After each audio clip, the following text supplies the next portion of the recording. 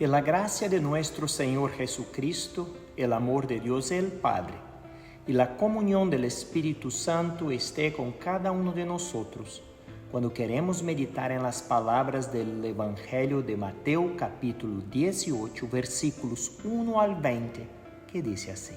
En aquel tiempo los discípulos vinieron a Jesús diciendo: ¿Quién es el mayor en el reino de los cielos?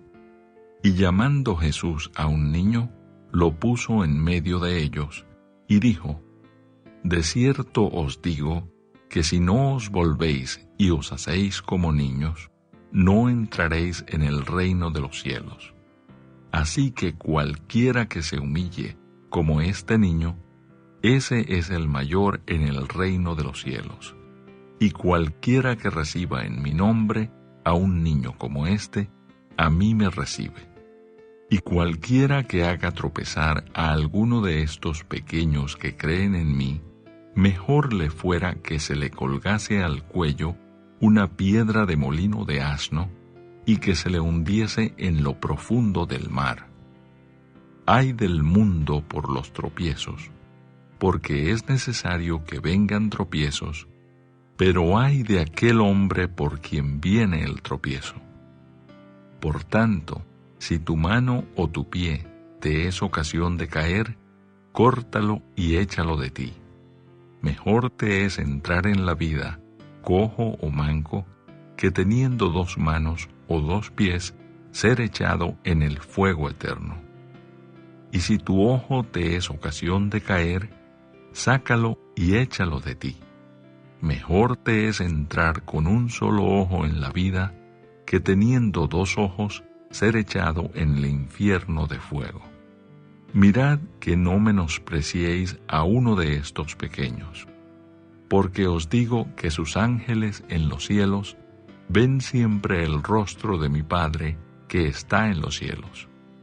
Porque el Hijo del Hombre ha venido para salvar lo que se había perdido. ¿Qué os parece si un hombre tiene 100 ovejas y se descarría una de ellas, no deja las 99 y va por los montes a buscar la que se había descarriado? Y si acontece que la encuentra, de cierto os digo que se regocija más por aquella que por las 99 que no se descarriaron. Así no es la voluntad de vuestro Padre que está en los cielos, que se pierda uno de estos pequeños. Por tanto, si tu hermano peca contra ti, ve y repréndele estando tú y él solos. Si te oyere, has ganado a tu hermano. Mas si no te oyere, toma aún contigo a 1 o 2, para que en boca de 2 o 3 testigos conste toda palabra. Si no los oyere a ellos, dilo a la iglesia, y si no oyere a la iglesia, tenle por gentil y publicano. De cierto os digo que todo lo que atéis en la tierra será atado en el cielo, y todo lo que desatéis en la tierra será desatado en el cielo. Otra vez os digo que si 2 de vosotros se pusieren de acuerdo en la tierra acerca de cualquier cosa que pidieren, les será hecho por mi Padre que está en los cielos. Porque donde están 2 o 3 congregados en mi nombre, allí estoy yo en medio de ellos. En un sermón llamado El Tigre, Frederick Buechner describe un dilema humano básico. Los seres humanos han sido creados por Dios. Hemos sido hechos a su imagen. Entre otras cosas, esto significa que hemos sido diseñados para pensar, hablar y actuar de determinadas maneras. Pero aquí está el dilema. No lo hacemos, al menos no del todo. La mayoría de las veces operamos según la sabiduría del mundo. Pensamos, hablamos y actuamos de maneras decididamente humanas. Buechner describe su propio mal funcionamiento. Me adapto al mundo. Hago de sus normas mis normas, de su sabiduría mi sabiduría, de sus metas mis metas. Y mi mundo me ajusta a sí mismo. Donde no puedo doblegarme, me rompe y me destroza. La descripción de Buchner me recuerda la evaluación que Jesús hizo del pensamiento de Pedro en la lectura del Evangelio de la semana pasada. Después de llamarlo Satanás, Jesús reprendió a Pedro por ajustarse a las normas del mundo. No estáis pensando en las cosas de Dios, sino en las cosas del mundo. Mateo capítulo 16, versículo 23. Desafortunadamente, Pedro no es el único. Todos nosotros, incluidos los predicadores, fijamos nuestra mente en las cosas de este mundo con mayor frecuencia y profundidad de lo que nos gustaría admitir. En lugar de escuchar a nuestro Padre Celestial, quien nos ha inculcado un anhelo por el paraíso, continuamente cambiamos las verdades de Dios por una mentira y nos contentamos con las enseñanzas del mundo. El domingo pasado hablé que iba a hacer una serie de sermones sobre las lecturas del Evangelio para explorar la trágica discrepancia entre el pensamiento del mundo y la palabra de Dios, que iba a extraer de cada texto del Evangelio una enseñanza que muestra esta discrepancia. La semana pasada el tema fue el sufrimiento, especialmente el sufrimiento de Jesús. Lo pueden encontrar este sermón en este video. Esta semana, gracias a la pregunta desacertada de los discípulos, el tema es la grandeza. Las próximas semanas examinaremos el perdón y la justicia. Así que no dejen de venir el próximo domingo o mirar los videos que publicaré. Los discípulos preguntaron, ¿quién es el mayor en el reino de los cielos? Mateo capítulo 18, versículo 1. No era una pregunta inocente. Reveló que algo andaba mal en su forma de pensar. Algunas preguntas son así. Por la forma en que está redactada se puede saber que algo anda mal. ¿Por qué debería tener que lavar los platos?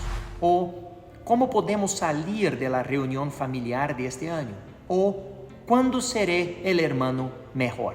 ¿O deberíamos decir unas verdades para mi compañero de trabajo? Solo haces estas preguntas cuando algo anda mal, acechando bajo la superficie. Entonces los discípulos abrieron la boca y revelaron que sus mentes no estaban puestas en las cosas de Dios. Al menos en Marcos capítulo 9, versículos 33 al 36 y Lucas capítulo 9, versículos 46 al 49, fueron lo suficientemente inteligentes como para no preguntar. Y esta no fue la única vez en el Evangelio de Mateo en la que tuvo lugar ese tipo de pensamiento. Unos capítulos más tarde, Santiago, Juan y su madre mostraron una falta de vergüenza similar. Mateo capítulo 20, versículos 20 al 28. La mente del ser humano revelada en esta pregunta muestra el persistente esfuerzo humano por alcanzar la grandeza y el reconocimiento que la acompaña. Entonces pensamos en la mejor posición cuando vamos a jugar un juego. Organizamos premios anuales para nombrar a los mejores actores, cantantes, escritores y deportistas. Muchos de nosotros nos consideramos la nación más grande del mundo y buscamos líderes que mantengan esto así o nos hagan grandes nuevamente. También sucede en nuestra vida personal. Muchos de nosotros nos esforzamos para alcanzar los primeros o más altos puestos, tanto en la casa, escuela o trabajo. Los trabajadores luchan por ascensos para ascender en la escala. Este pensamiento se cuela incluso en la iglesia. Los líderes de grandes congregaciones comienzan a pensar que son más grandes que la congregación que está al otro lado de la ciudad. Los líderes de las congregaciones en dificultades comienzan a pensar que su fidelidad es mayor precisamente porque son pequeños. El dicho es cierto, todas las comparaciones son odiosas, especialmente cuando el punto de comparación es lo genial que somos. A este modo de pensar humano, Jesús lo contrasta con un niño. ¿Quieres ser genial? ¿Quieres ser grande? Entonces vuélvete como un niño. Esto no fue una elevación de la inocencia de los niños, ni una noción falsa de confianza infantil. Los niños de aquellos días no tenían prestigio, posición ni honor. No eran nadie, y ese es el punto. El más grande según la mente de Dios no proviene de logros, avances o elogios. Ser el más grande es convertirse en el menor. Filipenses capítulo 2, versículos 6 al 9 encaja muy bien aquí. Tenga esta mente, dice Pablo. Luego describe a aquel que se despojó a sí mismo, se humilló, se entregó a la muerte, incluso muerte de cruz.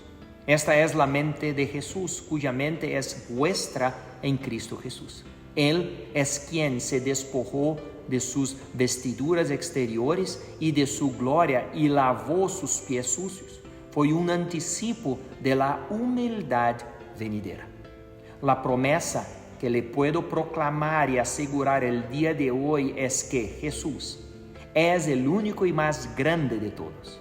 A Él, el adjetivo más grande encaja perfectamente, pues Jesús se hizo nada para que nosotros fuéramos todo y tuviéramos todo.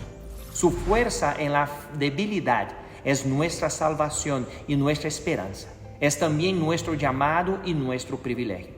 Después de prometernos sus grandes dones en el nombre del Señor crucificado y resucitado, Jesús nos invitó a fijarnos nuestras mentes en su concepción de la grandeza y a enviarnos a lavar los pies y servir a los demás.